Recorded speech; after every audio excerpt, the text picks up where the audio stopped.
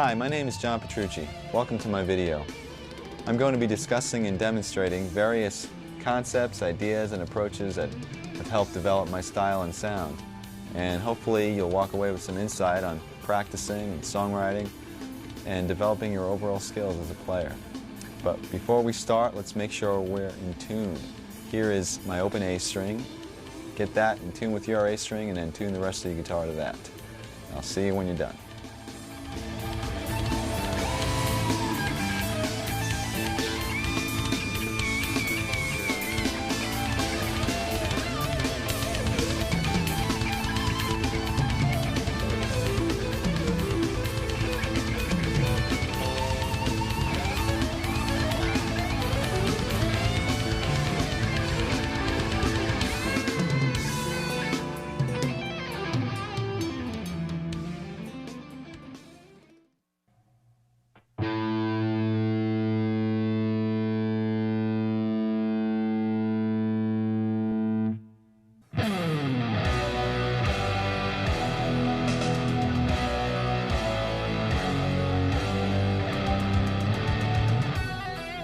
Okay, I'd like to begin with some warm-up exercises, and we're going to start with a couple that don't involve the guitar at all. So put your guitar aside for a second. And what we're going to do here is we're going to stretch the muscles that basically are involved when you're playing guitar. And I really think this is essential to having a productive practice session or gig. And it's also essential to not hurting yourself and cramping up. And it's very similar to what an athlete would do before they went in to play a game or do some exercising. Okay, the first one begins with stretching the back and shoulders and arms. And guitar players tend to slouch when we practice, so these are really important. We're going to start with stretching your arm across your chest. Ooh, my arm just cracked, and yours might also. But you can feel it basically right through your back and your shoulder and your arm. And you should hold these stretches for about 10 seconds each. And then do the same thing with the other arm. Then after that, you can pull your elbow up over your head like this. And you can feel that stretch right through here and in through your back. And then once you do that, you can repeat these exercises as many times as possible. You can move on to your wrists. And we're going to start with stretching this part of the wrist by pulling your hand gently towards you. Don't pull too hard. You don't want to hurt yourself. Just feel it sort of warmly burn through here. Hold that for 10 seconds. And then do the opposite this way, and you can feel that burn through here. Don't pull too hard and don't crack your knuckles. You're just trying to stretch the wrist.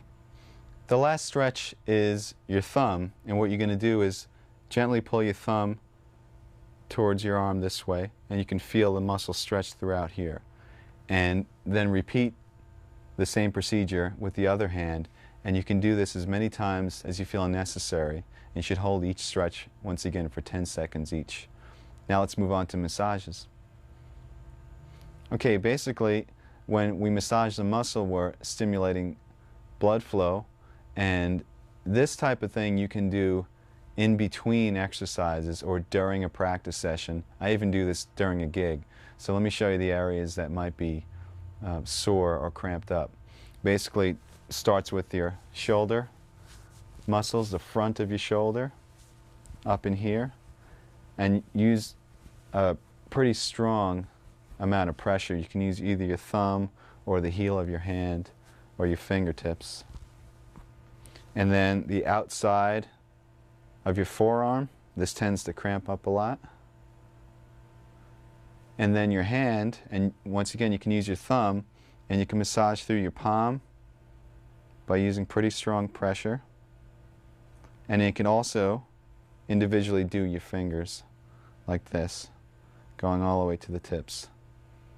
And this is great, once again, in between exercises. It really helps to keep your hands limber and loose. And there are other simple things you can do, but just like rubbing one hand with the next and whatnot. And these type of exercises between the stretching and massaging should get you prepared to actually play the instrument. And the great thing about these is that you don't have to be playing. This could be as you're walking into a session, or if you have a couple of minutes before you go on stage or whatever. And it should help you have a more productive practice or gig, and also prevent injury, which is very important.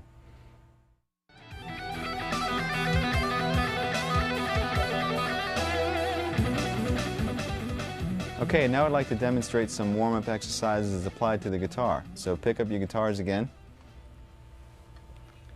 And basically what I'm going to show you is a few exercises concentrating on the stretching and independence of the left hand, and a few exercises concentrating on the freedom and accuracy of the right hand, and then we'll combine the two. Remember, the goal here is not to develop mega speed, but really just to warm up your hands and get them comfortable so later on we can accomplish some bigger tasks.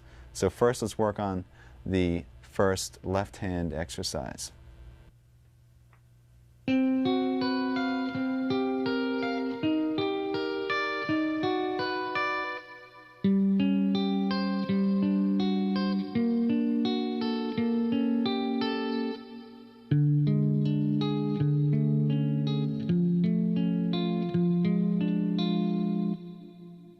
I suggest that you start this exercise higher up on the neck, because once we get into some stretches, it's going to be a little bit difficult as you go down low where the frets are bigger.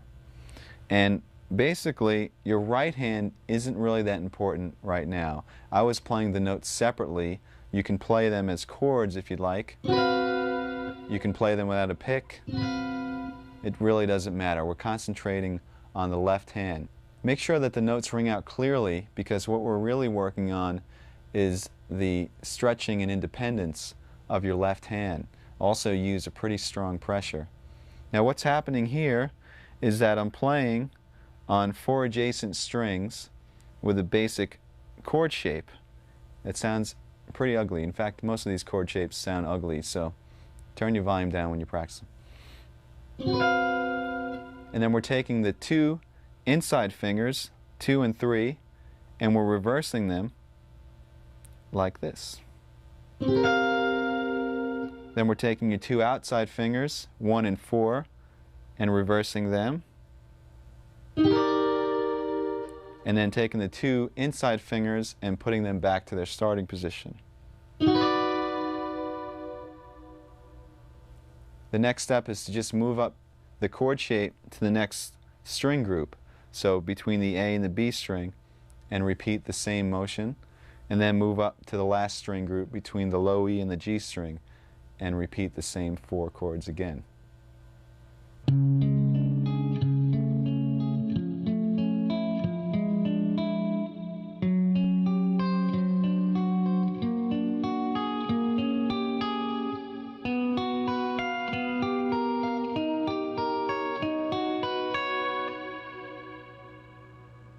Okay, what I just played is the continuation of the first warm-up exercise. Basically, when you're through, you're going to have a sequence of stretches that continue down the neck. So this is considered part 2.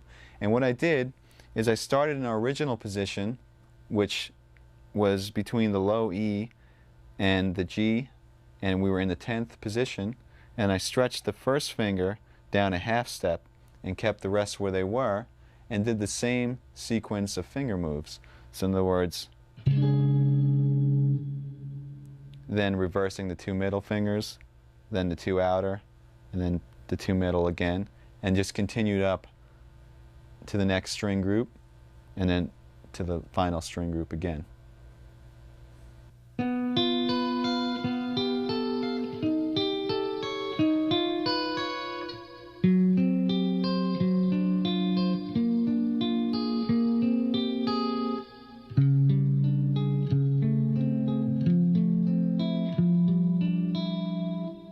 All right, that was part 3 of the exercise. And at the end of part 2, we ended up with this position between the first string groups. Now what you're going to do is put your fingers back in order, and while leaving your 3rd and 4th where they are, stretch your 2nd down a half step. So we have this shape, and once again continue with the moves all the way up the string groups. Now for the final part.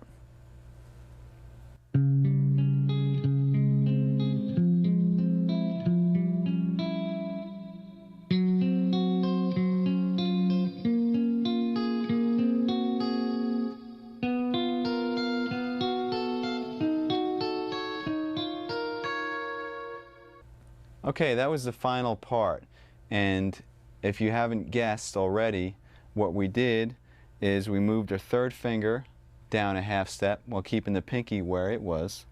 So we had this shape. This time the stretch is between your third and fourth finger, and continue with the pattern until we got up to the first set of strings again.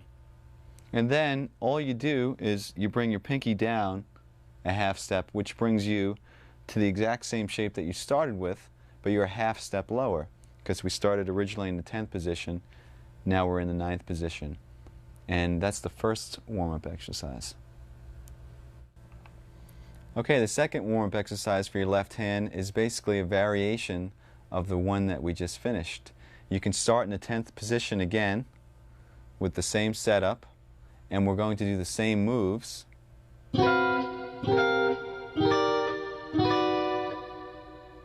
Except this time we're going to do some different stretches with the left hand. And by the way, you don't have to arpeggiate the notes, you can just strum the chords if you'd like.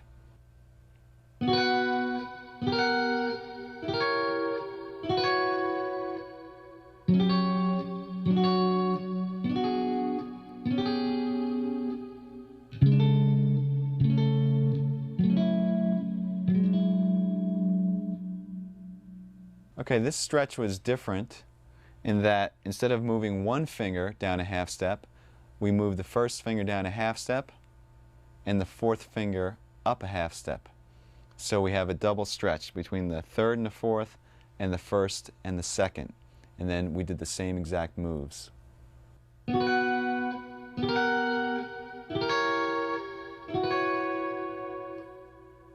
Okay, now we'll do the final variation on this exercise, and this involves yet a larger stretch.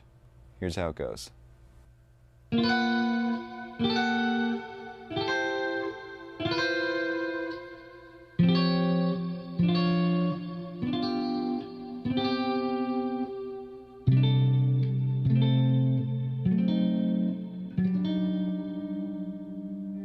All right, what we did here on the final variation is instead of just having a stretch between the first and second and the third and fourth, we have a half-step stretch now between every finger. So you do that by moving your first finger down yet another half step, and then your second finger down a half step as well.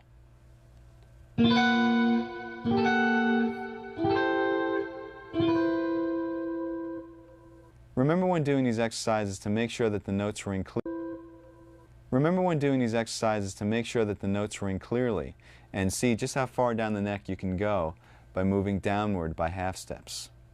Now, for all you crazy guitarists out there, there is one more variation that involves some super stretches. Remember, don't hurt yourself.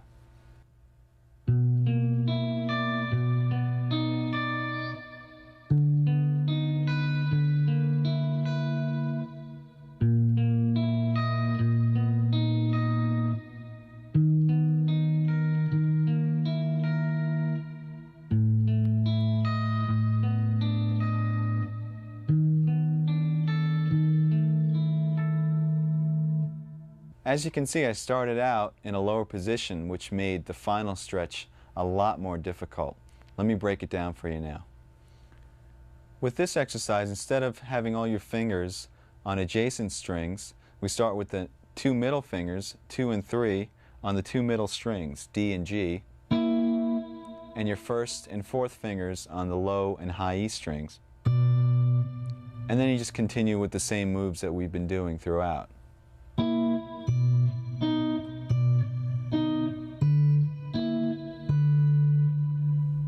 The moves from here should look familiar. We move the first finger down a half step, and the fourth finger up a half step, and then the first finger down one more half step, and the second finger down another half step, creating a full step between each finger for the ultimate stretch. What I usually do is I play these exercises in sequence, one after the next without stopping. I start on the 12th or 10th fret and work my way down chromatically until I can't stretch anymore. Now let's turn our attention to right hand exercises, and you can give your left hand a rest.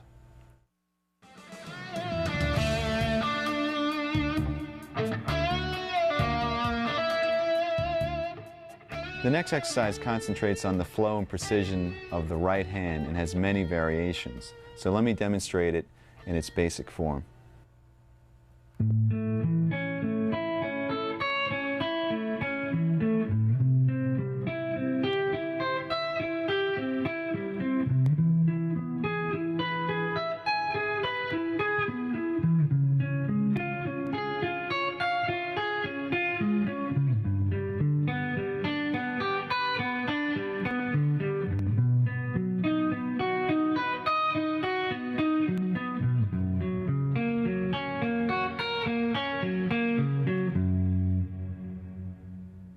As you just heard, that exercise involved notes that were being arpeggiated intervallically. So let's talk about the left hand shapes that I was going through. It's based off of a major bar chord form with an added third, except you're playing the notes separately. And then we just sort of intervallically disperse those notes. Now that bar chord is moved up through a progression that doesn't make too much sense, but at least makes the exercise a little bit more interesting. It goes A major, C major, E major, C sharp major, G major, B major, and F sharp major. All right, now let me show you the pattern that we're doing throughout the chord or arpeggio. We're starting on the root, we're skipping a string, and going to the next note in the arpeggio. Then you're going to the second note of the arpeggio, in this case which is E, skipping a string again.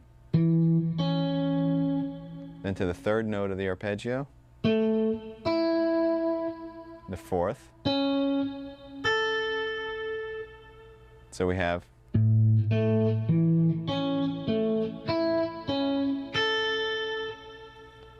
remember to pick down, up, down, up, down, up, down, up.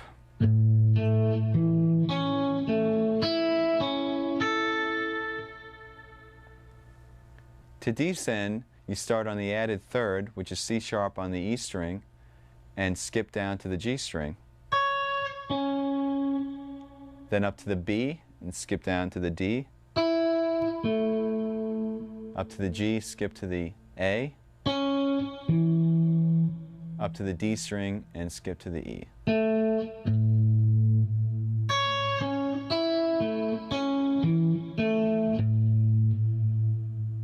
Remember once again to keep your right hand picking consistent. Down, up, down, up, down, up, down, up. Don't let that falter at all. So here's what it sounds like when you combine the two.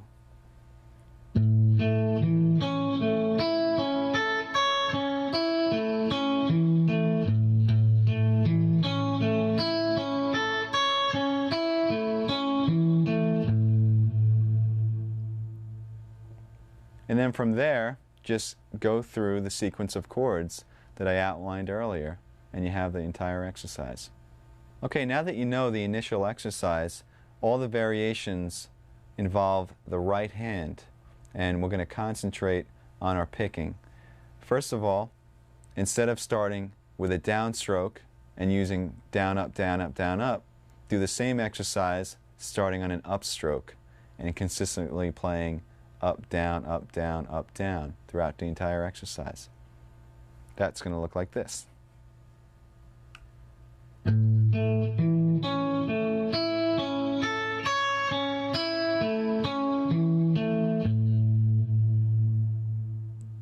It might be a little bit more difficult at first, but the reason we're doing this is so in any situation you'll be able to pick. You're not always going to have the comfort of starting on your favorite stroke, whether it's down or up. You should be able to sort of get through anything that comes your way. Now, the other variations involve playing more than one time on each note. We're going to start with playing twice on each note, then 3 times on each note, and then finally 4 times on each note. Not only that, but starting each sequence with a down and then with an up. So let me demonstrate through the one chord what these will look like on your right hand. We'll start with the doubles, starting on a down.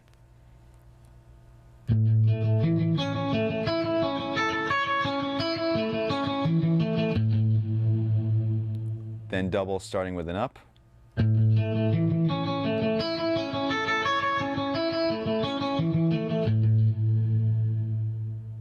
Then 3 times starting with a down.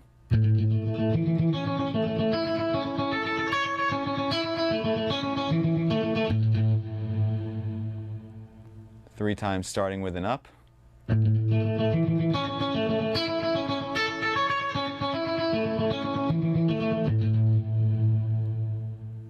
Four times starting with down.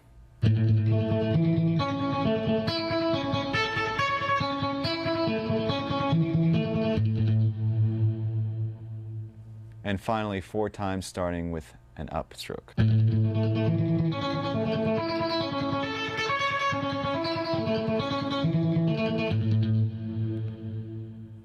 All right, what you're going to do is play each one of those variations through the entire chord sequence. Just remember to keep the notes very even, and also to keep that consistent alternate picking, especially when you're playing triplets, going from one string to the next because there's an odd amount of notes per string. Really watch that you are keeping a consistent down, up, down, up. Now let me demonstrate what it would sound like playing 2 notes per string through the entire sequence, just so you can have an example.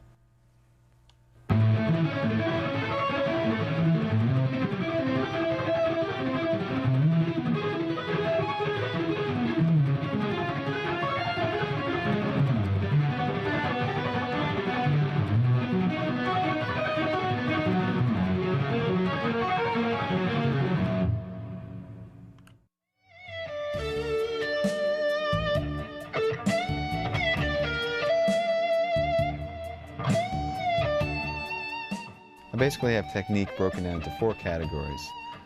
1 is scalar or linear examples, 2 is arpeggiated examples, 3 is left hand or legato playing, and 4 is sweep picking.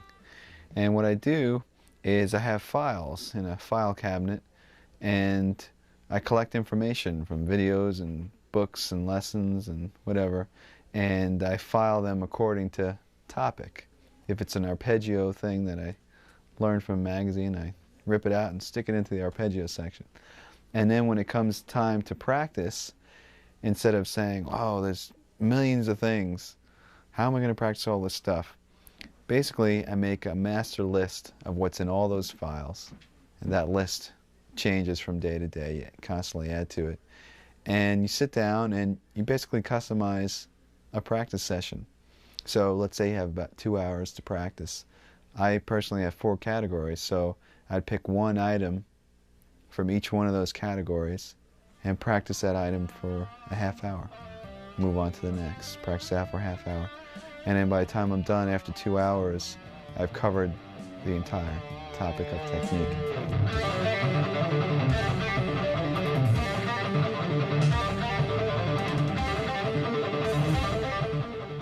Okay, now that we concentrated on the left hand and the right hand individually, let me show you a few exercises that are equally effective for both hands.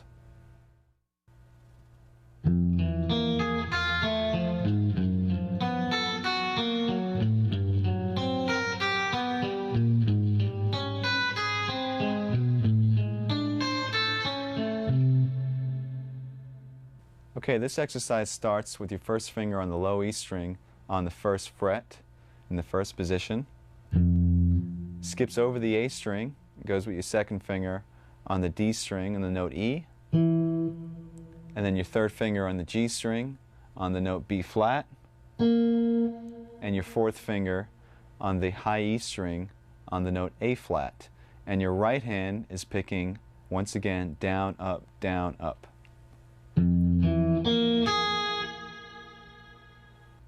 Now the next step is to simply flip your hand, sort of like a mirror image. So your first finger is now on the high E, and your fourth finger is on the low E, and start from the high E and go down to low E with the picking, down, up, down, up. And combine the two.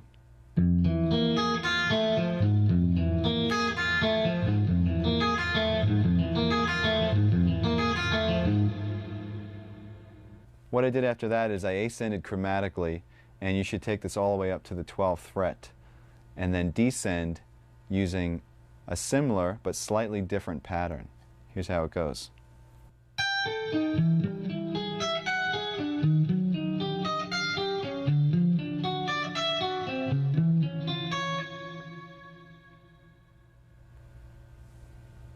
Okay, all I did there is instead of starting on the first finger and ascending 1, 2, 3, 4, we started on the pinky on the high E and descended 4, 3, 2, 1. Once again picking alternately, and then we reversed that image like a mirror and started on the fourth finger once again on the low E.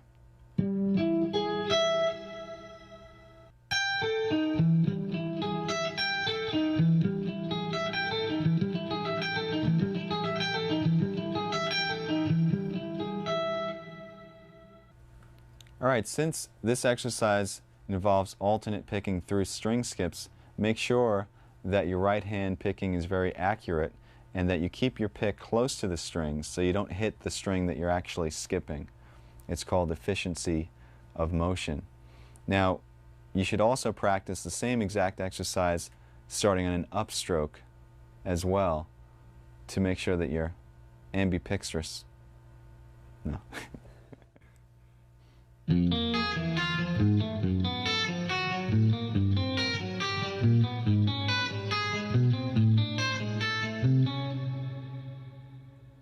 That was a slight variation on the exercise that we just did. Instead of playing the notes in order, 1, 2, 3, 4, I'm playing 1, 3, 4, 2, 1, 3, 4, 2. And the notes and skips are exactly the same. Make sure you keep the picking alternate. Let me show you now the descending version.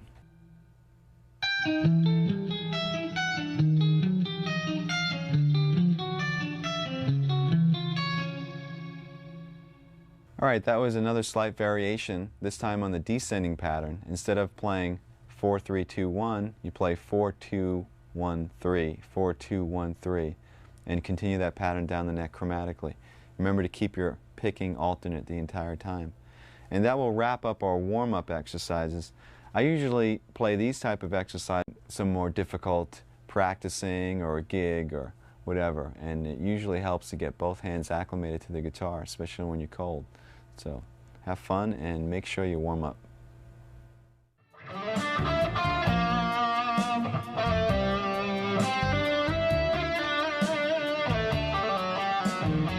In order to realize our creative visions, it's essential that we develop the craft of our instrument, which leads us to the area of technique. I'm going to show you a whole bunch of different exercises that concentrate on developing speed and accuracy. Now for me, the most effective tool for developing these areas is the metronome. Whether that metronome is a simple click or a drum machine or sequencer isn't important. The important thing is that there's a steady and even pulse. Now practicing and playing to a metronome will help you to play accurately at any speed and also show you how to subdivide the beat any which way that you want. Now the first exercise involves a very familiar looking shape. It's based off of an A major scale in the 4th position, 2 octaves. So let me show you that fingering first.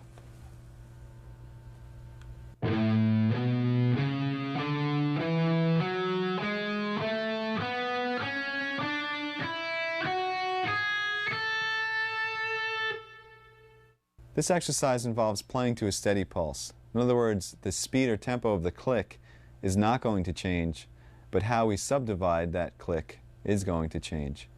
First, we'll start with playing one note per beat, which is chord notes. Now I have a metronome setting of 66 beats per minute, which is really slow, but by the time we're done, you're going to be playing a lot of notes per beat, so it's important that we start slow. Remember also to keep a consistent down, up, down, up, down, up picking pattern the entire time. Here is chord notes to the metronome. 3, 4.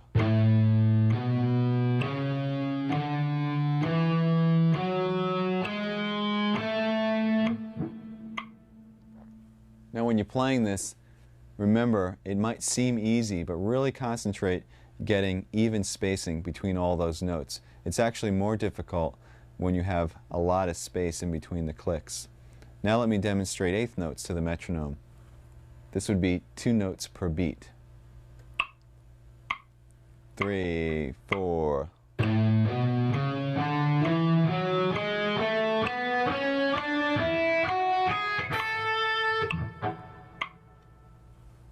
And now triplets, which is 3 notes to the beat. 3, 4.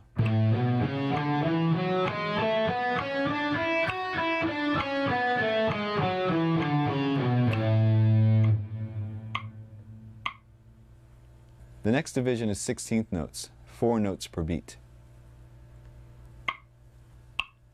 3, 4.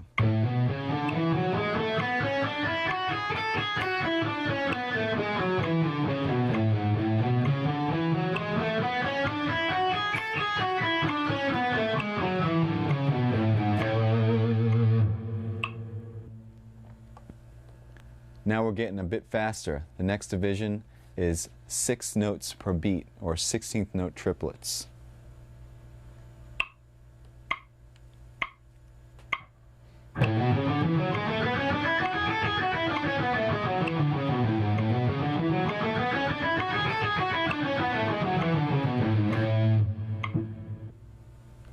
And the last group is 32nd notes, or 8 notes per beat. And this is going to be quite faster than what we started. But remember, the pulse didn't change at all. It's just the division of that pulse. 3, 4.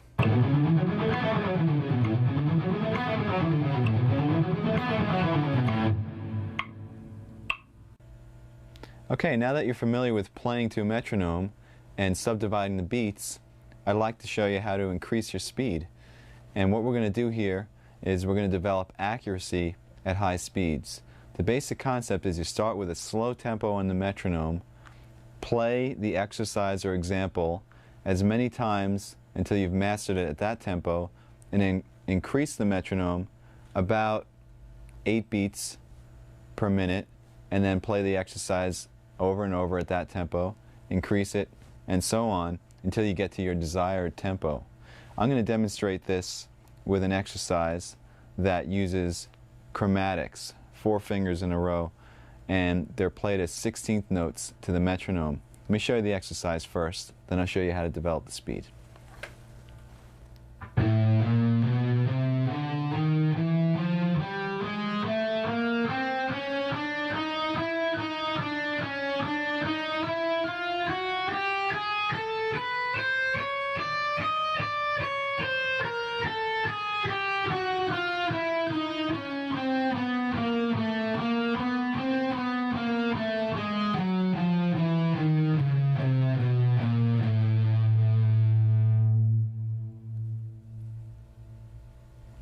As I mentioned, this exercise is based off of a 16th note pattern, which means you're going to be playing 4 notes per beat. Besides concentrating on getting those notes to fall evenly over each click, you should also accent every 4 notes. In other words, every time the click comes down, accent with a harder pick stroke. So your group of 4 would sound like this.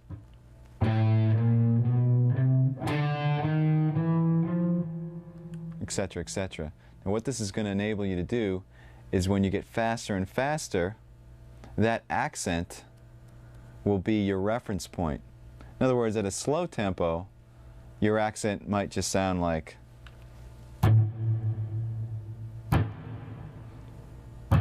etc. And you'll be able to know where you are. But at a faster tempo, when the notes are whizzing by, your accent might be. In other words.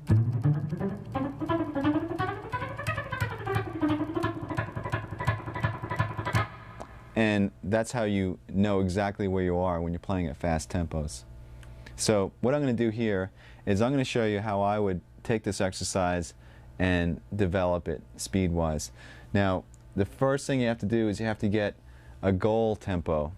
Let's say our goal tempo for today is 200 beats per minute. Now normally I would start this pretty low on the metronome, maybe about 100 or so, and it would take me quite a while to get to 200. But for the video's purpose, I'll start at about 120 and I'll increase it in larger increments than I would normally do, just to save some time. And what's going to happen is by the time I get to 200, hopefully not only should it be wailing, but it should also be clean. Another thing to keep in mind is your technique that you're using when you're playing slow should be the same technique that you use when you're playing fast. In other words, when you're playing slow, you're programming in your technique. So when you play fast, be consistent in your hand position and also in your left hand position, your right and left. Okay, here we go.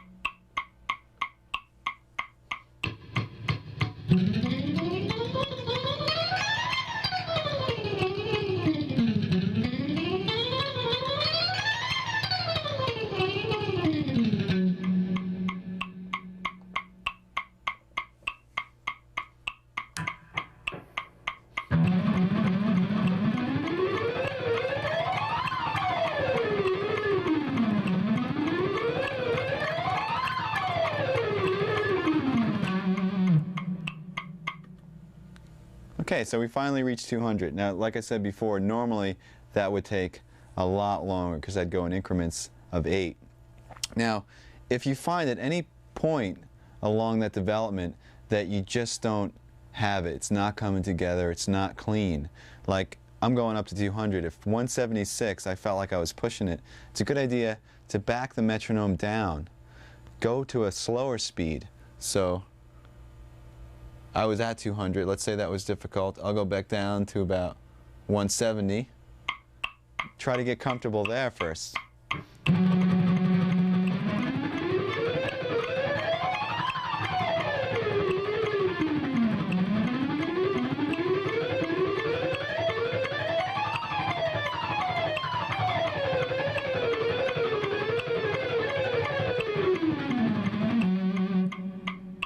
And then go back up to 200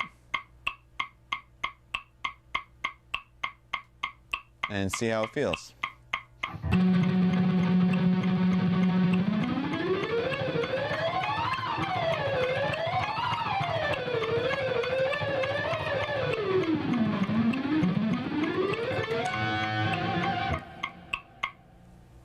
On a similar note, if you reach this desired speed that you're going to and you still want to push the envelope a little further, what you can do is, let's say you want to hit 208 now.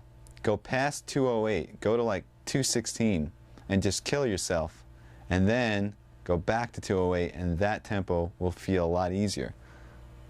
Let's attempt that.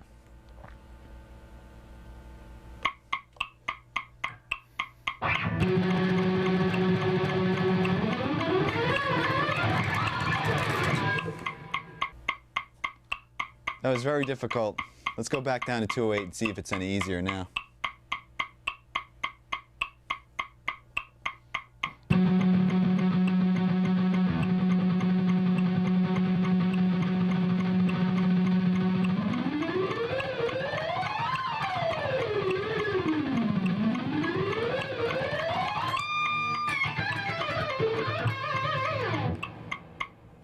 Okay, so it's pretty much there. So you get the idea about pushing the envelope and then going back. Just remember, make sure that you're clean and accurate, and remember to accent the notes as well. Okay, now I'd like to demonstrate the same technique, building speed and accuracy, but this time with a 16th note triplet pattern. You're going to play 6 notes per beat, and it's based off of a 3-note per string pattern in E minor. So here it goes.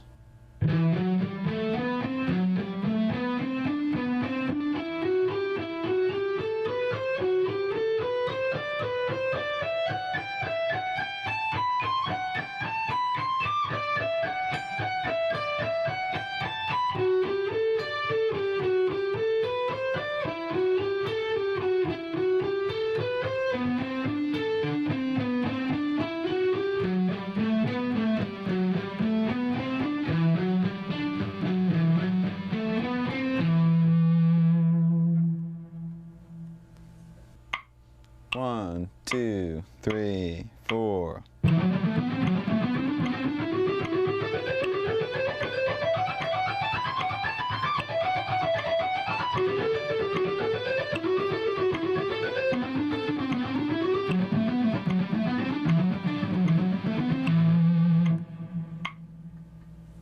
Okay, then you would follow the same steps to get to your goal tempo. Let's say your goal tempo in this case is about 126. Let's hear what it sounds like at that tempo. 1, 2, 3, 4.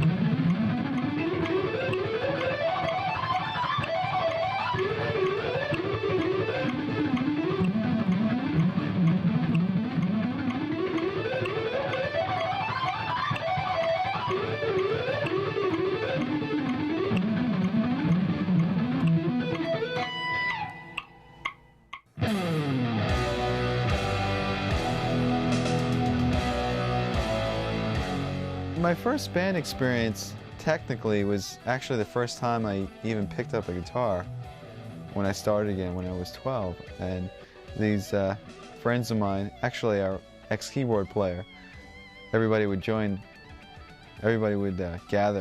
at his house because he had a piano. And I remember they were playing some Neil Young.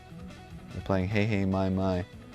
And they assigned me the little down, down, down, down. That was my part, and I sat there getting that. And I guess that was kind of a band experience.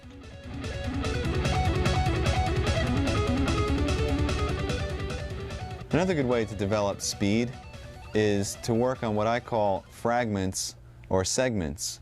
That is, if you have a long exercise or passage that's really difficult to play, instead of trying to swallow the whole thing, take bites, work on small and then connect them one by one until you have the big picture. This way you can concentrate on one little thing at a time as opposed to tons of notes. Now I have several examples of what I call scale fragments, and they're little patterns that you just play over and over and over and over, and eventually I'll show you how to develop these into long scale sequences that you can use in soloing and whatnot. So let's start by going through the different scale fragments.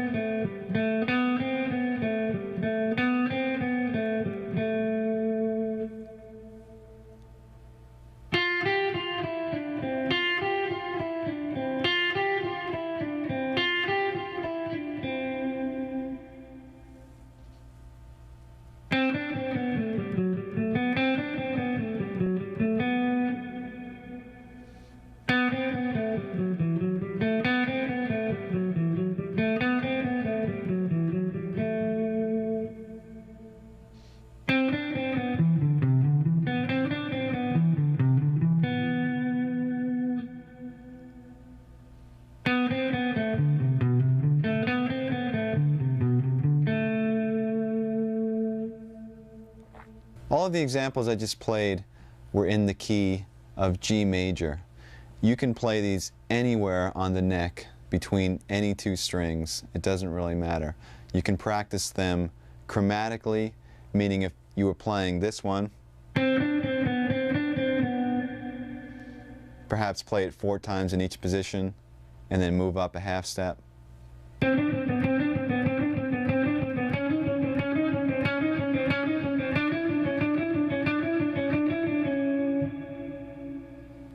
Or you can pick a key and play them diatonically.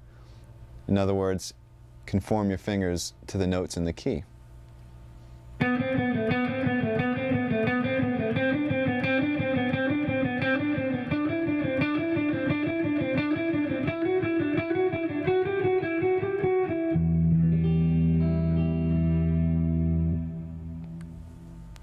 You can practice these scale fragments with the metronome, as we discussed, or there's a couple of other ways to develop speed. First way involves playing the exercise over and over and over, but starting in a slow tempo and gradually increasing the speed and then bringing it back down to a slow tempo. So you're almost like revving, you're almost revving your playing. And as you do this, as you play faster, you can also vary the degree of dynamics that you pick with. You can pick harder or softer. It's a really good way to develop the speed. Here's an example.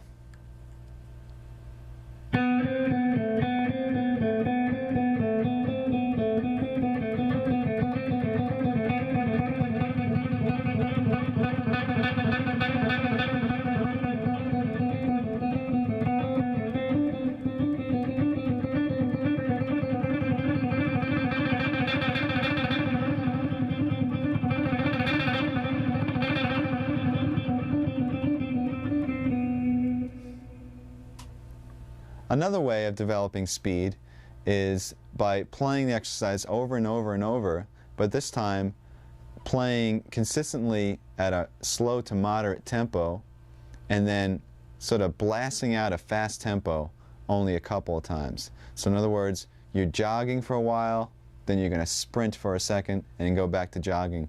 This is a way to build stamina as well as speed. Sounds like this.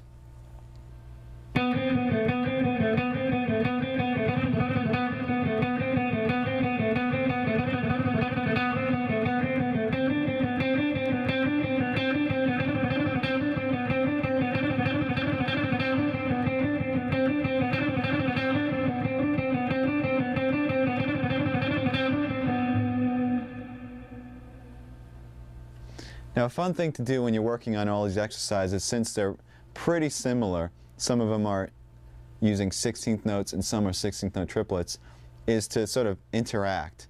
In other words, mix them together. Like you might have one that sounds like, which is what I've been playing for the last couple of seconds. And there was another one that went. There was also another one that went. Try combining some of these exercises randomly and use your imagination. It might sound something like this.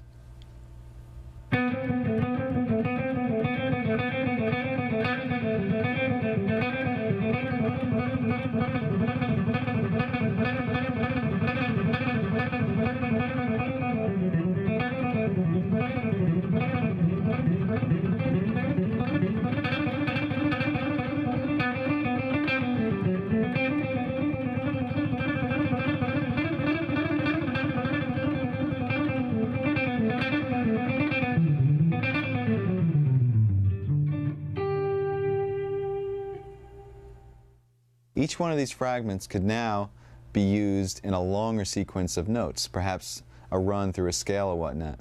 So let me show you how a few of these can be developed. 1, 2, 3, 4.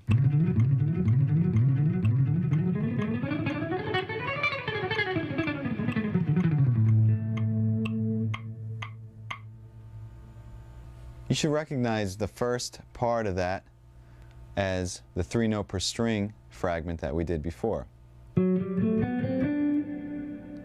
Except I transposed it to the key of A and played it through an A major scale.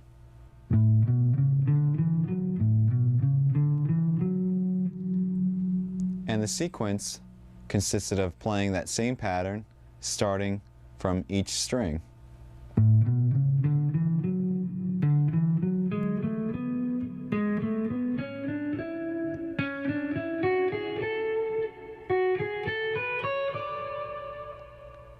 And then using the descending pattern to do the same thing.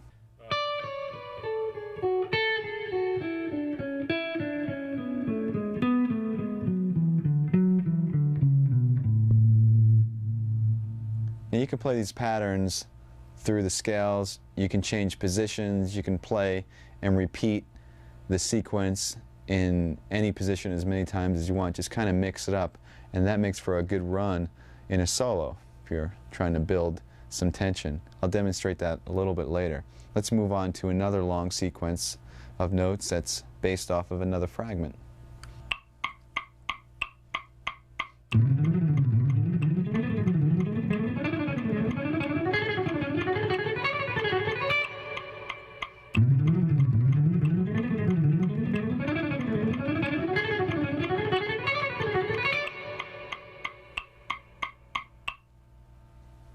And here's the descending version of that.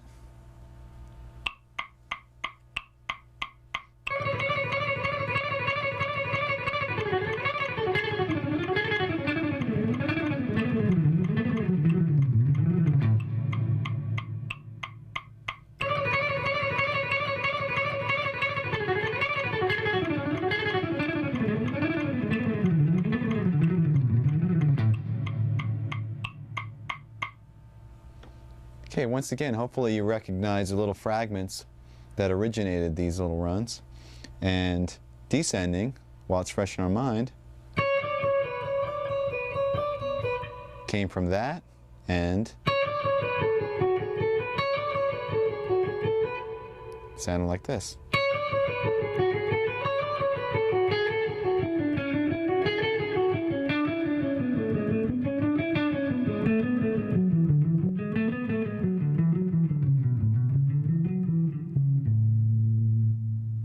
And ascending was pretty much the same thing, except starting on the first finger.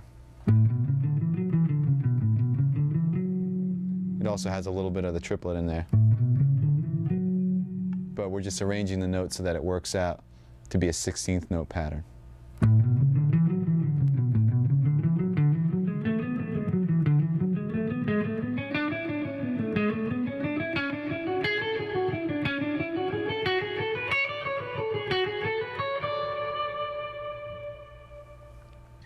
Here's another example using a fragment that includes string skipping.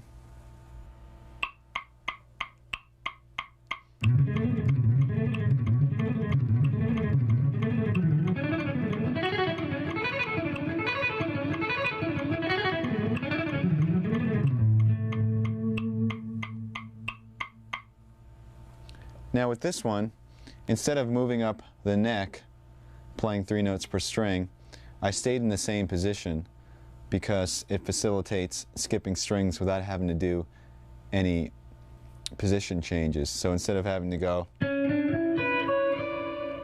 something awkward like that, we're staying in the same position. So the scale shape I'm doing has a repeated E, but we don't really hear that repeated E because we're skipping strings.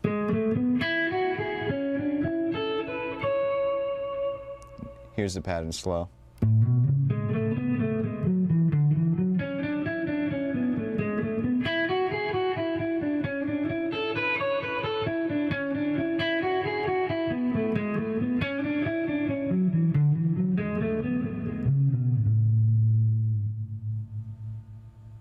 Let's just do one more 16th note pattern through a scale, once again using one of the fragments that we learned earlier.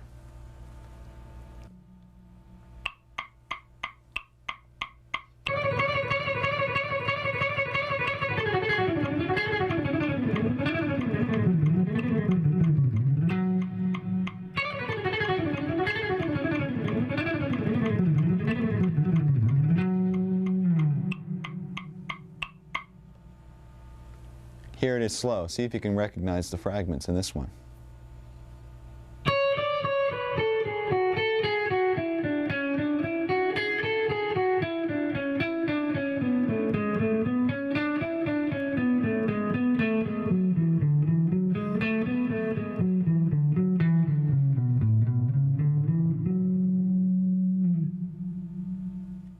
Okay, now that we have all the scalar technique under our hands, let me show you how this can be applied to improvising.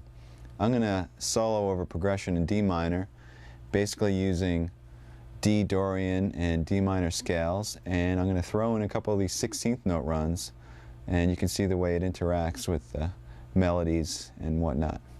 And once you get a taste of this, maybe you can try it in your own solos.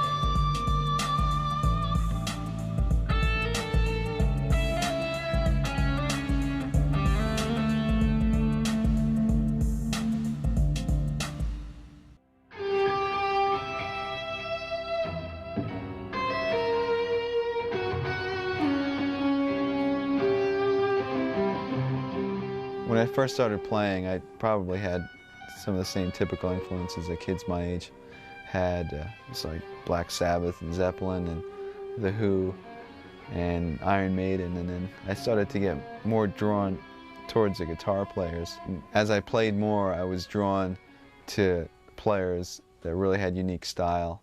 I was really into Rush and Alex Lifeson and Steve Howe with Yes, Randy Rhoads, and then I finally discovered Steve Morse, and my life changed. I heard the Bash for the first time, and I was just like, this is unreal. Got every Dregs album, and started getting into Steve and the Dregs, and Al Di Meola and Alan Holdsworth. I had a similar experience hearing Stevie Ray Vaughan for the first time, like just blown away.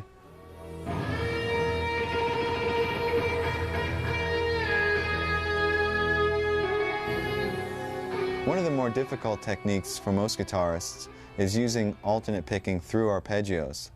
Now this has been something that's been difficult for me for a while, and it's actually making me kind of mad, so I analyzed what the problem was, and I came up with an interesting little fact.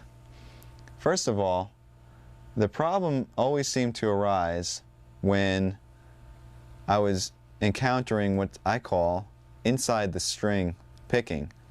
Now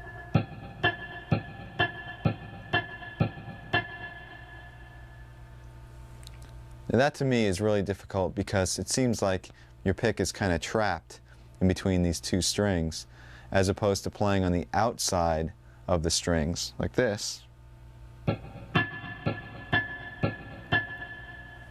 where it feels like you have a bit more freedom of motion.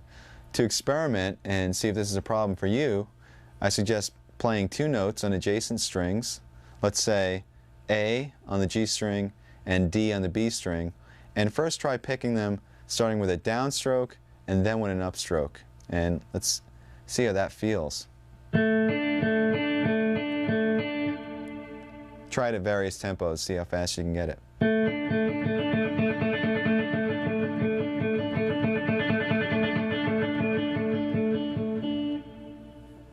Now do the same thing, but start on an upstroke and go up, down, up, down. You're going to encounter that inside of the string picking phenomena. Let's try that.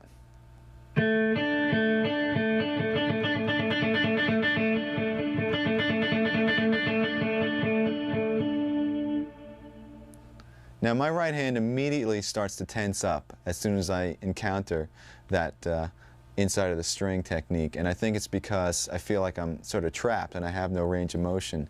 This is usually a problem for most guitar players. Some guys have this taken care of, and we'll have to shoot them all. But anyway, how do you practice this? How do you get around this? Well, very simply, you just practice the motion that you're having a problem with.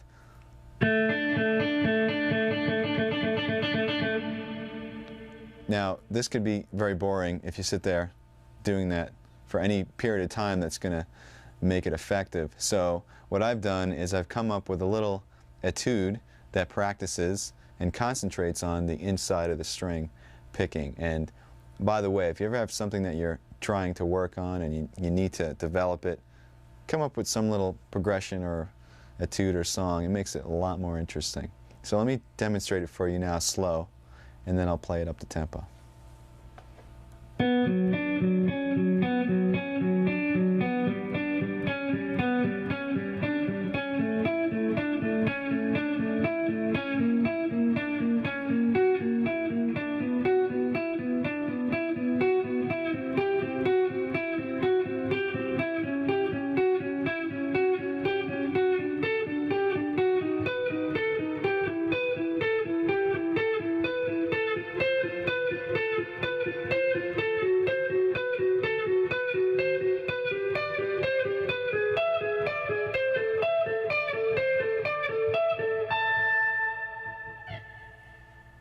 Now I'm going to demonstrate this up to speed with the metronome.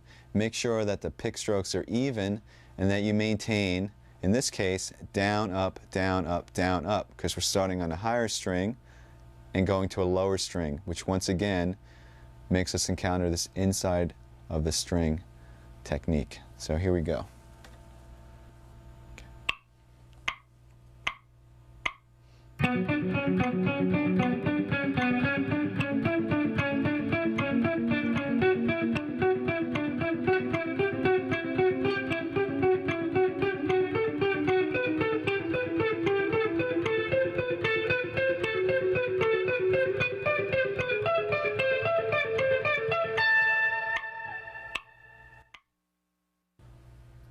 Now that exercise specifically narrows down the problem and concentrates only on that problem. But the thing is, you're going to encounter this picking hang-up through an arpeggio. In other words, some part of the arpeggio you'll have no problem playing, and other parts you might have this inside of the string thing. Let me demonstrate on a major arpeggio. If I play G major in the 7th position, I have down, up, down, up. Now the initial down, up isn't a problem. Either is the next down. But it's when you go to the D on the G string, you have the inside of the string picking down, up. So in order to play that quickly, you're going to have to overcome that little problem right there.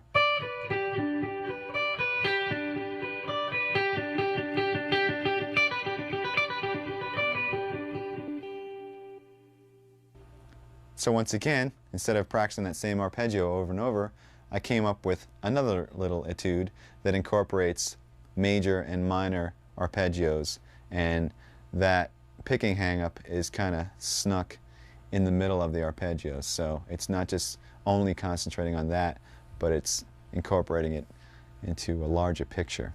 Here it is slow.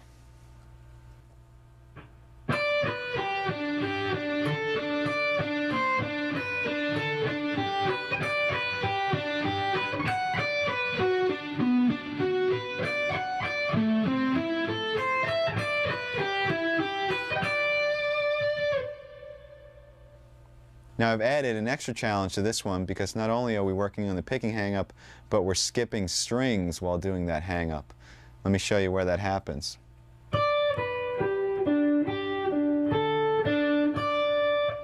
Right over here between the D and its octave, between the D and the C, between the D and the B.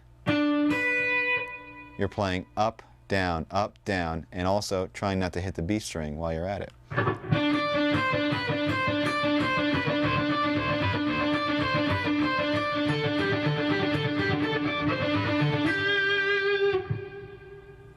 Here it is up to tempo.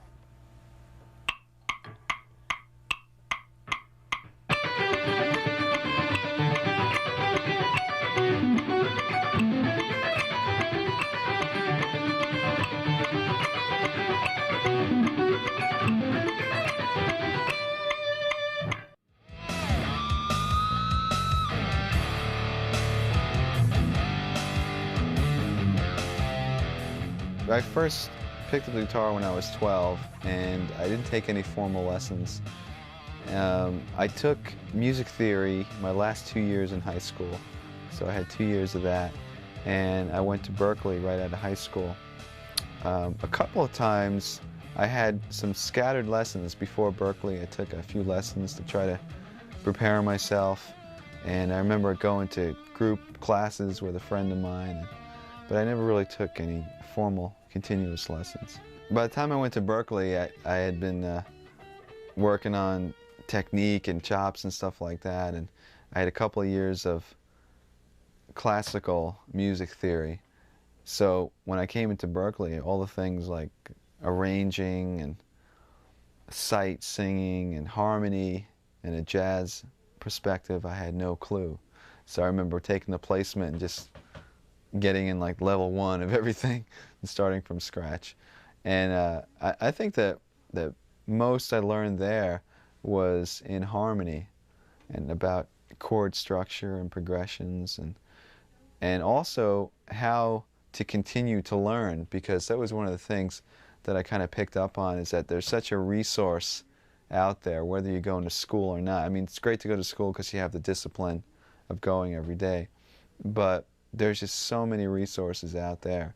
And the students that really applied themselves, whether it was to the library, the listening rooms, or attending recitals, they really excelled. And the ones that just kind of sat there and thought it was all going to come to them eventually weren't there anymore.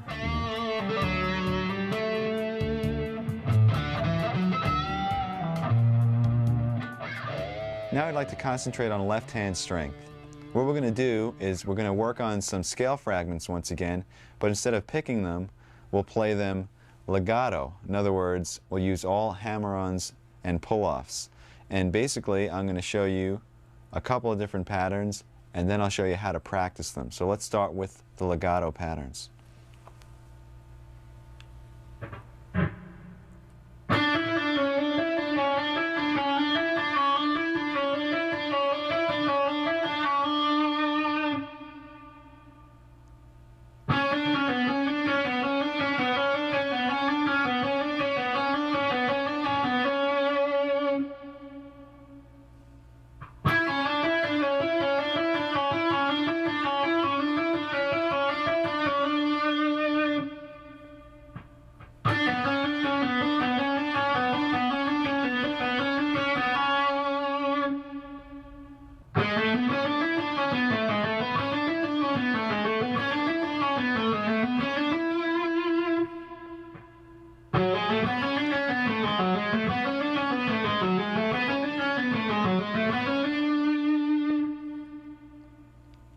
Okay, this is how we're going to practice these. You're going to play each pattern to a watch this time for a minute each. If you feel like you need more, you can do each for 2 minutes or 3 if you'd like. The idea is to not stop. Do one exercise into the next, a minute each. And you can play them at varying speeds. Just make sure that the notes are clean and that you're using complete legato technique. Now, with the last couple, notice I did pick, except I only picked when I was ascending from the D string to the G. Happened right over here.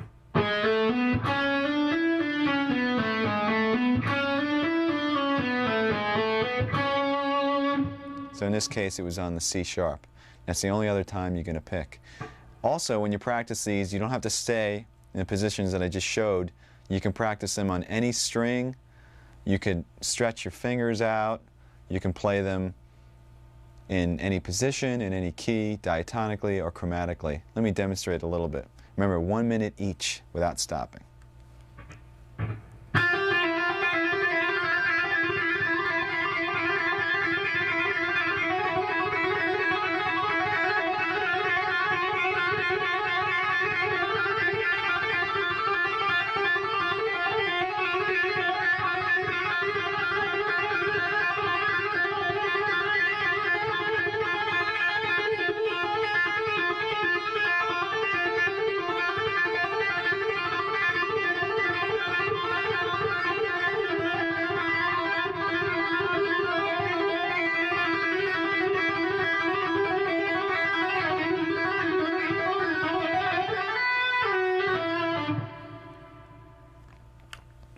That's the idea.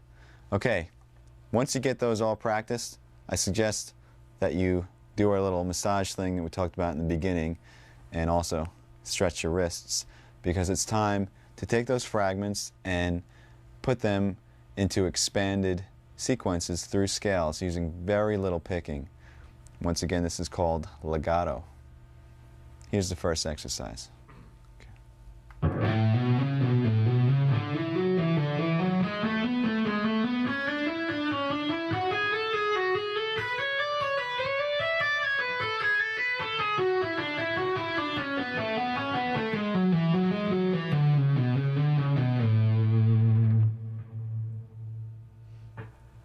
Okay, basically what the one that went like this, and also another one that went like this, and combine them ascending through an A major scale.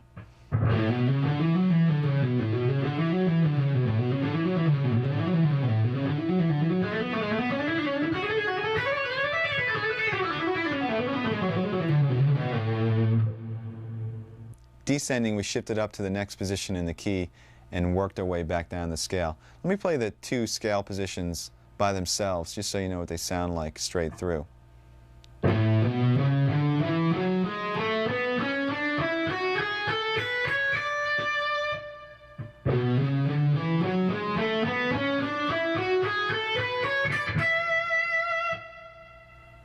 And you can practice that sequence between any two positions in any key, or even using nonsense patterns, just shifting up by half steps, maybe something like this.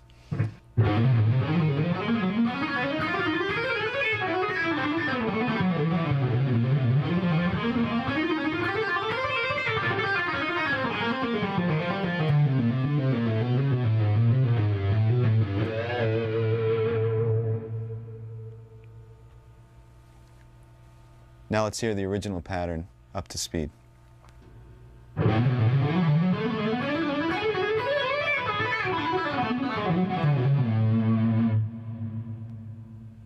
Here's one more legato example. This one is in the key of E minor, and it shifts positions quite a number of times. So practice it slowly and make sure that you get those position shifts clean and clear. This also involves some right hand tapping. Here it is slow.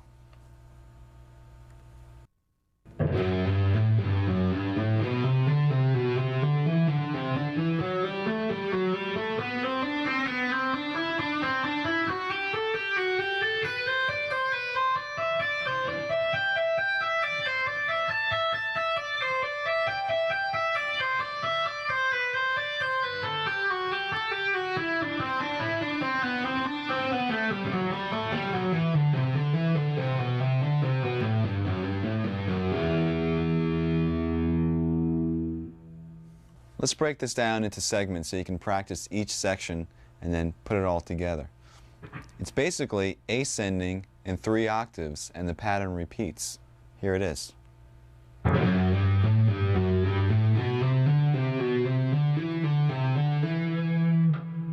it's starting on F sharp and ending on E, and then starting on F sharp an octave higher,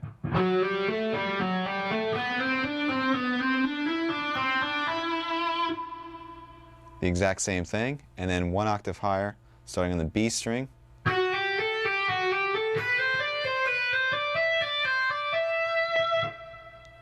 So this is a perfect example of practicing segments and then connecting all of them to get the whole run, because you might just want to practice each octave at a time.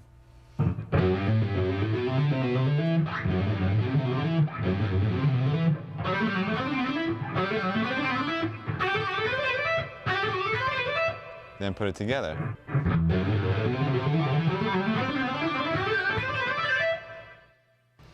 When you get to the top, you're tapping the G on the high E string, and it's basically a double tap. And then you're tapping A, and then back down to G.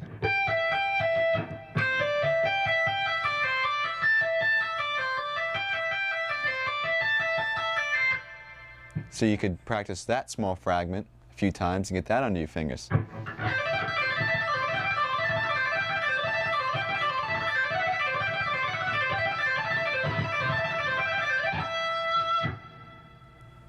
And descending, we have another 3-octave pattern.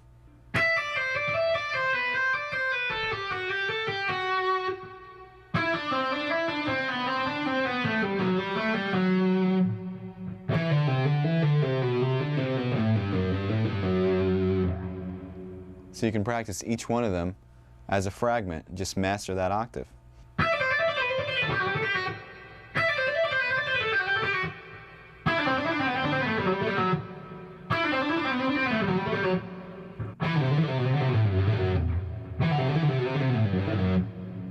And then put them all together.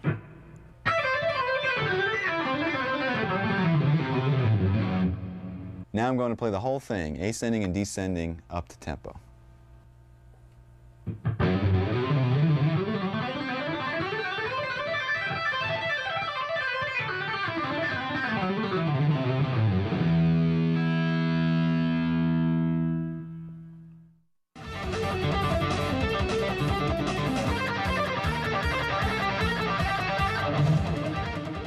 When we first started the band, we were all 17 or 18 years old. So the last album that we just put out, I mean, it's like almost 10 years later. So I think we've all matured as songwriters, and you know, we listen to the old demos and whatnot, and there's bootlegs of those demos and stuff, and it's just like, oh my God, what were we thinking, you know? So the music and writing has definitely evolved.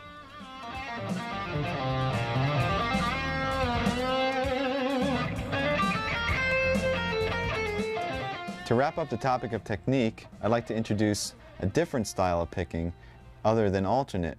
It's called sweep picking, and some of you may be familiar with this technique, some of you may not be, but in either case I'd like to offer you my exercises and things like that that basically isolate the technique, and then you can expand and apply it to things that you might already know.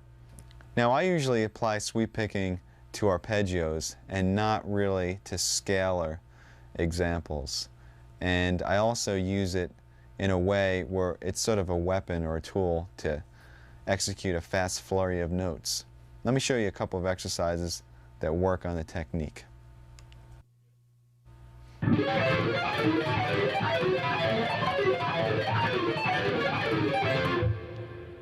All right, there's two things to keep in mind when working on this exercise. One of them is to separate the notes of the left hand. In other words, you're not playing chords, but you're separating the notes and playing arpeggios. And also, with the right hand, you want to separate the notes as well. In other words, don't strum them all together, but push down on the pick so it knocks into the next string, sort of falling from string to string. You don't want to make separate motions like this. You want to push the pick down, down, down, down, and then up, up, up, up, pushing against the strings. Now you can actually mute the strings and work on just the right hand.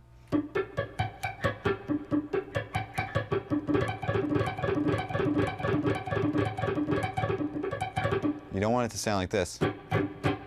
You want the separation. The left-hand pattern is very similar to some of the warm-up exercises we were doing. It involves 4-finger mirror type shapes. It starts 1, 2, 3, 4. Then reverse and go 1, 2, 3, 4 again, starting on the high E. Move up a half step and play 4, 3, 2, 1 from the D to the E string. Do the mirror image and play 4, 3, 2, 1 from the E to the D. Here it is again.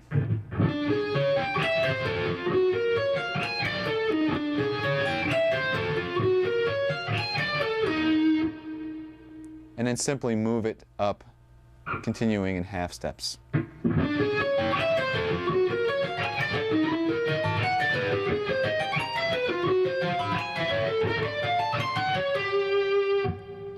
You can also play this on different string groups if you want.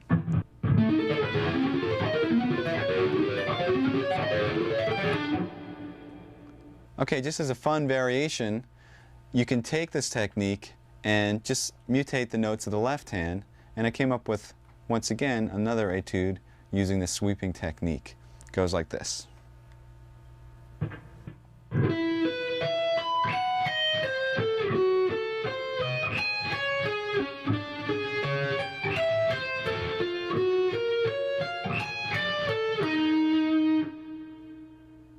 Here it is played to the metronome at 176 as 16th notes up to speed.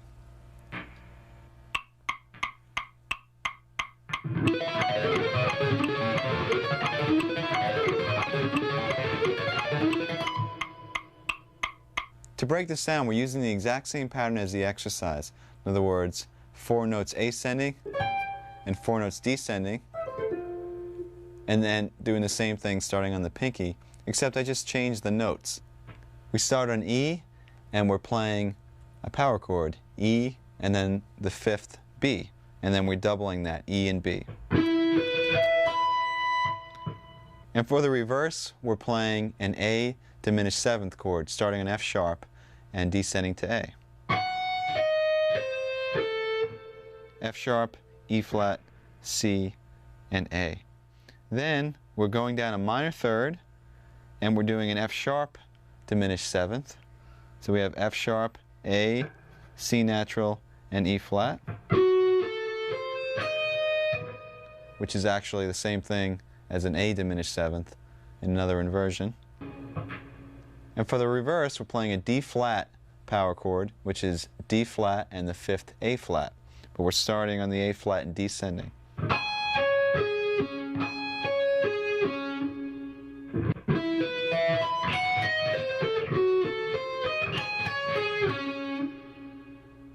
And to finish it up, we're doing the original exercise.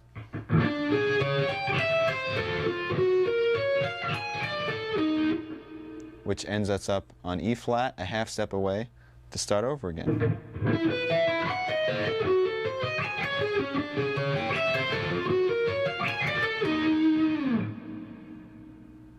Here's one more sweep picking exercise. This one's applied to arpeggios. Let me demonstrate it for you slowly.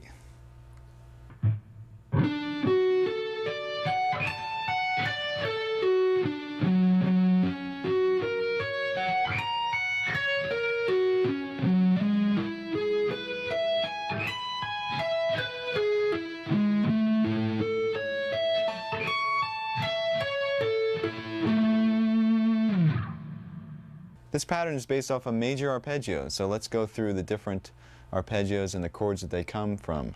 First one is D, coming from this chord fingering, with an added 5th, A.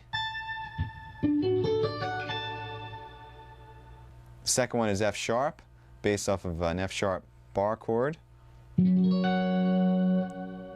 with an added 3rd.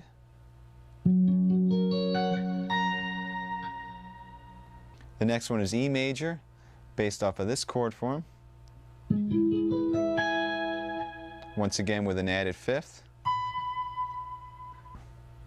And the last one is A major, based off of this bar chord with an added 3rd.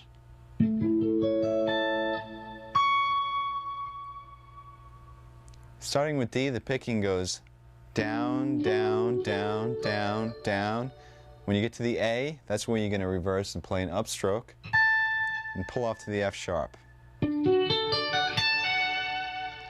then the rest of the arpeggio is descending using all upstrokes. Remember to separate the notes, you're not playing a chord. When you get to the next arpeggio, F sharp, you're still continuing with an up. In fact, you can almost consider it the 3rd of the D arpeggio. So you're kind of finishing up the D arpeggio. Because after that, we're going to repeat the F sharp and start with a downstroke and outline the F sharp major arpeggio. Down, down, down, down, down, down, and then up on the A sharp. Pull off to the F sharp and continue all consecutive upstrokes to finish off the arpeggio.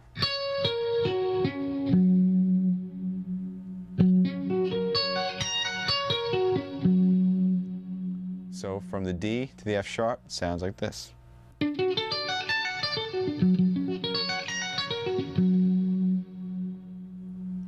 Then we're going to move up to G sharp, which is the third of E, and basically we're going to follow the same exact pattern.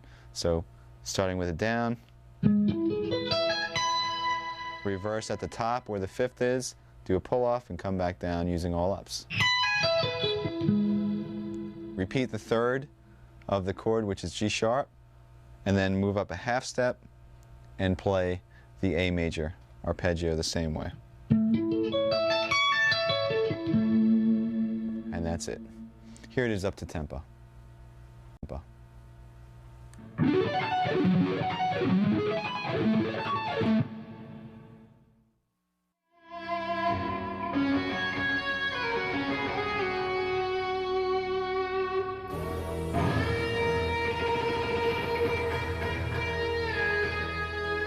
The majority of our writing process is together as a band. Somebody usually has a progression or groove or an idea, and they bring that in, and it's basically we just jam on it. We set the tape recorder and just kind of go for it, and out of those jams some solid ideas start to happen, and we start working on arrangements, and before you know it we have a song. Do you write lyrics yourself at all? Yes, I write lyrics, and I'm really interested in lyric and melody and how that contributes to the song, the real importance of the lyrics and the melody and the vocalist. The cool thing is that all of us were basically influenced by the same bands, and a lot of them happen to be progressive, like Rush and Yes and the Dregs and Genesis and even Zappa's music. So when we all got together at Berkeley, it just kind of naturally came out, this type of music in Odd Times, and even you know, using the harmony that was a little bit more experimental or creative and whatnot, and it was just kind of a natural direction for us all.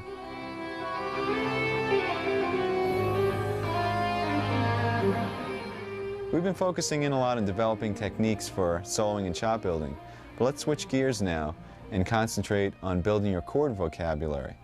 What we're going to do is we're going to take the ever-faithful power chord,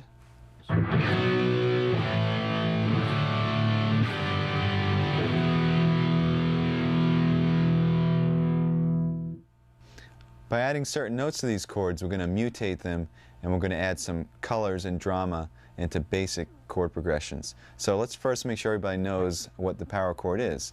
Basically, it's a two-note chord consisting of the root and fifth. For example, a B power chord would consist of B and the fifth F sharp. Now you could expand and you can double the B,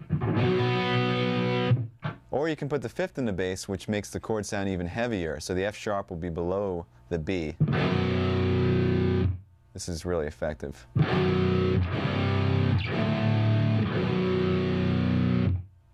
And one other type that's not really a typical power chord, but it's a progressive power chord. You take the root, the fifth, and you add the ninth on top. Sounds like this.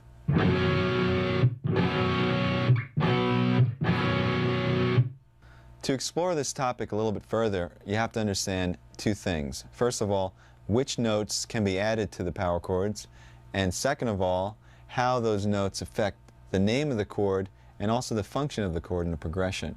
First of all, we have the root and fifth, what you see as an example. If we add an E or a third to that, we have a C major chord.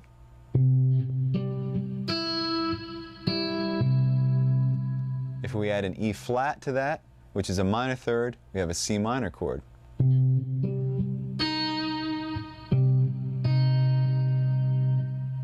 If we add a second or ninth to that, we have what's called a suspended second chord. In this case, it would be a D.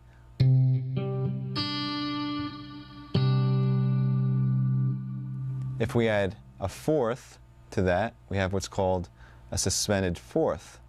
In this case, the fourth would be.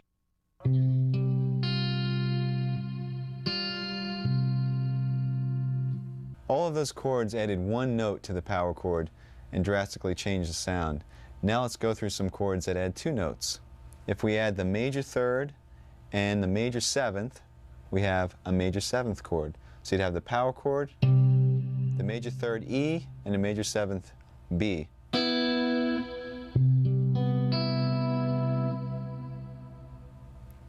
If we add the minor third and a flat seventh, we have a minor seventh chord. In this case, it would be an E flat and a B flat added to the power chord.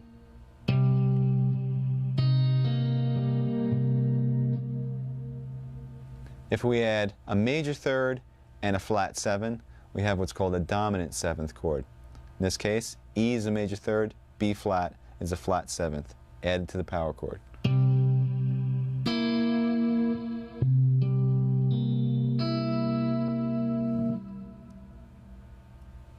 And now there are a couple of chords which I call add 9 chords. What they are major and minor chords, so we're going to have a major and minor third added, and on top of that, the 9th as well. A major add 9 would add a major third E and a 9 D.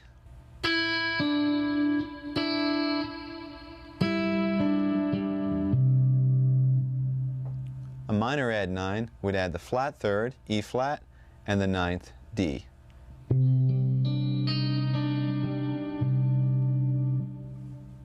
Now let's talk about how the 11th added to the power chord changes the name. We'll keep the major third and we'll add an 11th, and we end up with a major add 11th. Here's the power chord, here's the major third, here's the 11th.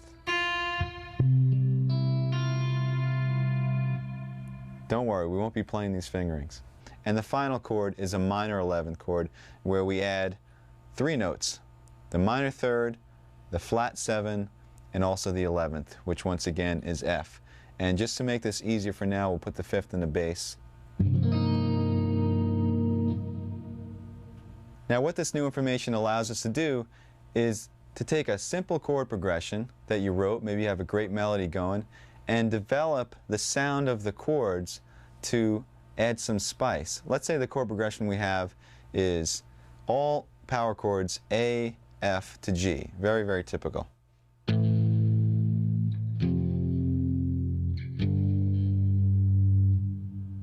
By adding some of these intervals and creating these more interesting chords, perhaps we can make it sound a little bit more interesting, or we can take it in a more dramatic direction. So I'll turn the A into an A minor add 9. We'll turn the F into an F sus 2. And maybe the G into a G sus 2. So what started out as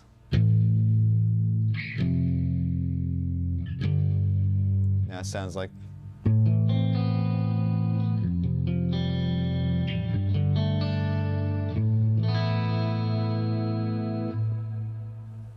that's the basic picture. Now, unfortunately, when you're trying to play this stuff loud and heavy, it's going to sound pretty bad because of the dissonance of the intervals. I know you don't want to hear this, but I'll demonstrate.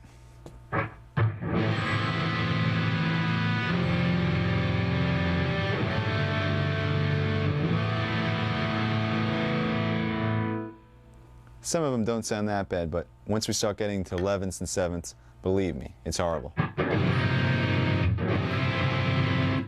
People will cringe. So here's where orchestration comes into play.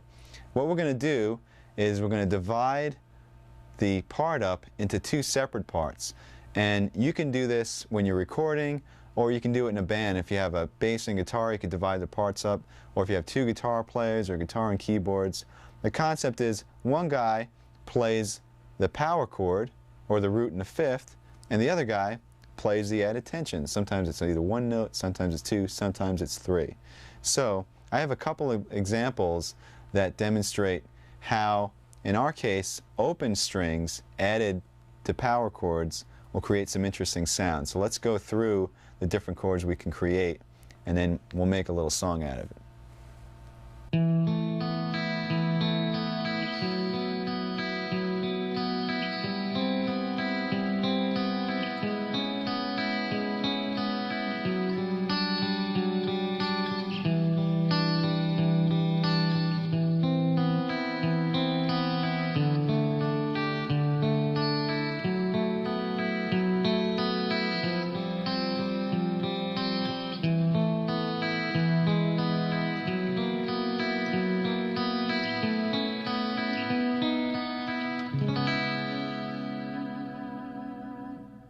The first power chord was an A.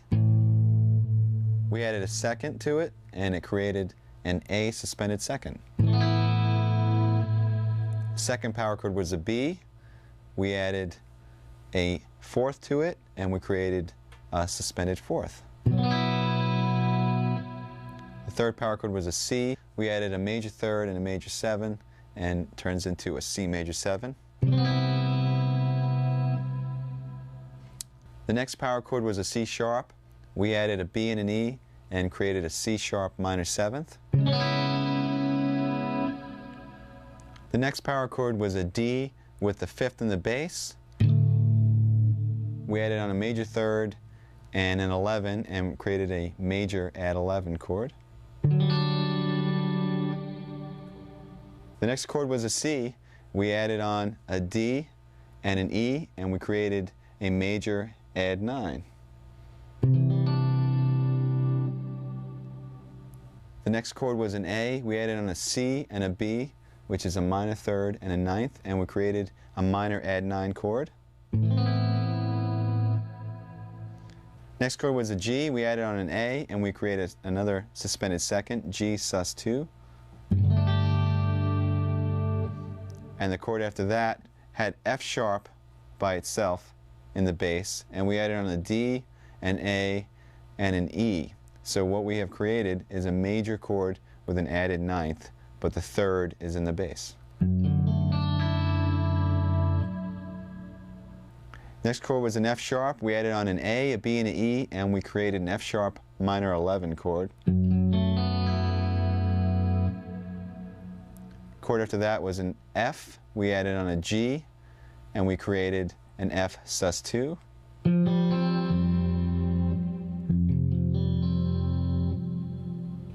After that we had an E, and first we made an E suspended fourth by adding on the fourth A, and then we made an E major by adding on the third G sharp. So we had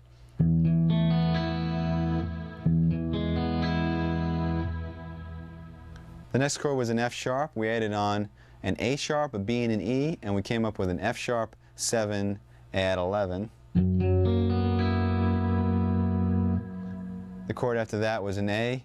We added on a B and a C sharp to create a major add 9. And the second to last chord was a B, and we added on a D sharp and an E to create a major with an added 11th. And we end the whole thing up on a C sharp minor 7. Okay, so I'd like to demonstrate with the sequencer what this sounds like with the two parts divided up. So I'll play with a heavy sound, the power chords, and the sequencer will play the picking part that I demonstrated before. And instead of having an ugly mess trying to play it all together with distortion, we have a nice collaboration of the two parts. And this is great when you're recording because you can add a lot of fidelity. You can have a great heavy sound underneath, and then with an acoustic or a super clean guitar you can do the picking, or that could be piano, whatever. It adds a lot of dimension to your writing. So let's hear what that sounds like.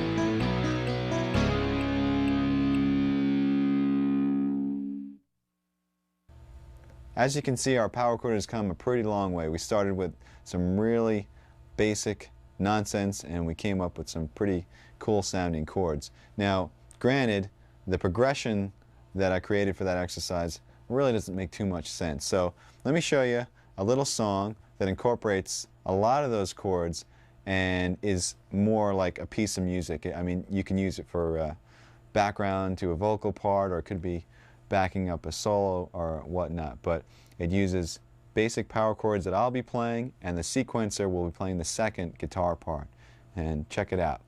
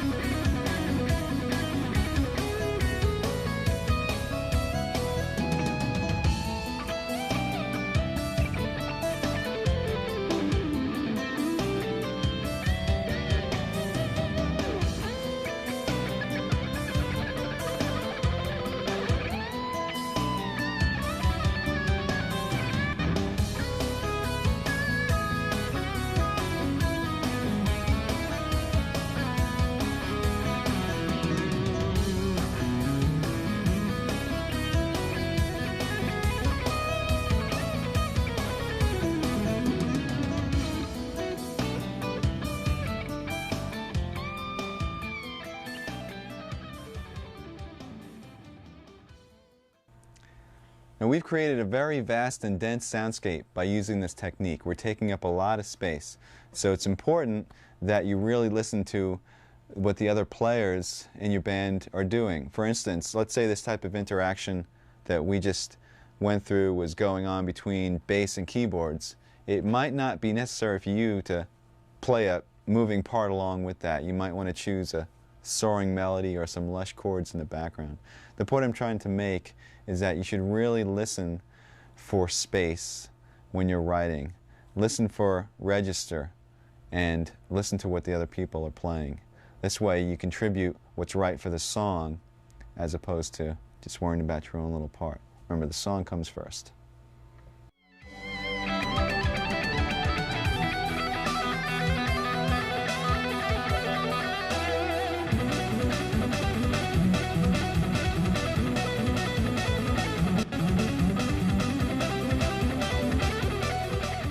Yes, it is. This is my full-blown live setup, and I guess we should start with the guitars. These are the guitars I have on the road. They're all custom Ibanez guitars made of basswood, and as you can see, the paint jobs on 4 of them are really similar, and these paint jobs are by Dan Lawrence, who does some custom work for Ibanez. And basically, I have 2 7-strings. This one is sort of a prototype, and this is the main one that I use, and 3 6-strings on the road. There's string gauge is 9 through 46, and the low B on this 7-string is a 56, and they're Diodario strings. And the pickups are DiMarzio. As you can see, each guitar is the same setup, just 2 humbuckers, and they're all direct mounted into the body. There's no middle pickup at all, and the knob placement is so that my hands don't sort of knock into anything. Like on a Strat, you might have a problem with your pinky or whatnot. And these pickups were custom designed by Steve Blucher for DiMarzio. And basically one of the interesting things about these, as you can see on all the other guitars, is there's one 3-way toggle switch. And the cool thing is that in the middle position, you have the center 2 coils on, but they're still hum canceling. Gives a really sweet sort of scooped sound for clean passages, particularly. And the frets are 6100, and it's a rosewood fretboard. This is my live setup. This rack was custom designed by Mark Snyder, and basically you got 4 Mesa Boogie cabinets. They're Celestion Vintage 30 speakers in those cabinets. And what's going on here is I have an amp switcher, and the amp switcher is switching between 3 different preamps, 2 triaxises and a Boogie Mark II-C Plus. Everything that's in the rack, like the Crybaby and the noise gate and the volume pedal and the parameter pedals, are all hooked up through this multi-pin system that goes to the pedal board, which I'll show you in a second, and it makes setup very easy. And also, the rack has a data dump. It's an Alesis data disk that allows me to save or reload any of my MIDI programs for the PCM 70 or the TC Electronics 2290, or even the Mesa Boogie Triaxis.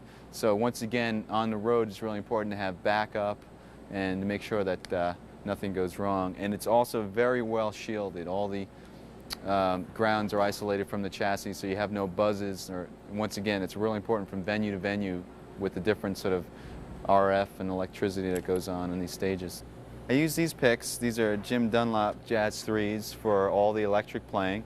And then for acoustic, I use these Dunlop 0.71 millimeter picks, which are a little bit lighter. And I play the acoustic. This is an Ibanez acoustic, and it's better for strumming and whatnot, the lighter picks. And the way it's set up over here on the stand enables me to go from electric to acoustic very quickly during the show. Just kind of come up to it and play a song.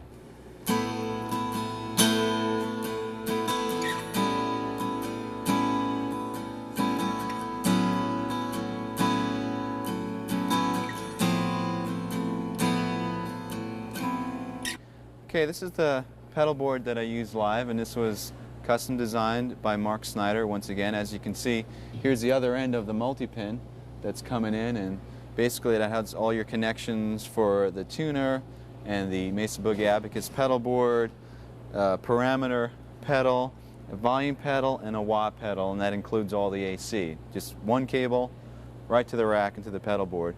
And this is how I change my patches. Basically, each patch is designed so all your effects and amp switching and whatnot happens just with the press of one button. The cool thing about this rig is that it's very versatile. So not only do I have different patches for different sounds, let me demonstrate. You have a clean sound setting, different types of clean sound settings, like some with some cool delays.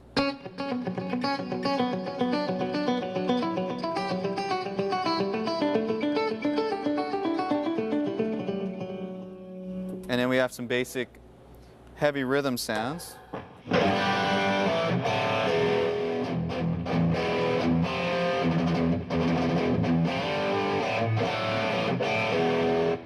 Some other rhythm sounds with different choruses and whatnot.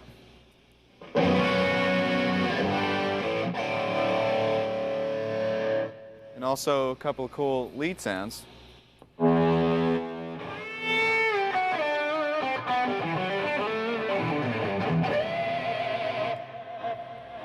One of the cool aspects about this pedal board is the real-time control over the parameters. In other words, I can control the parameters of the tri-axis to shape the sound as I'm playing, or I can control the effects parameters to maybe add some more delay or take delay out or reverbs or whatnot.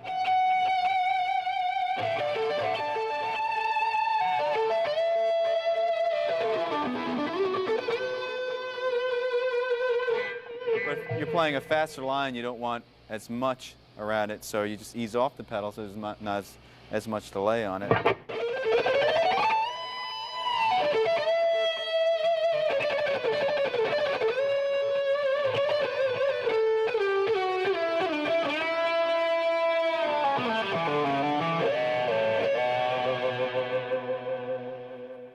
So you have full control over what you're playing.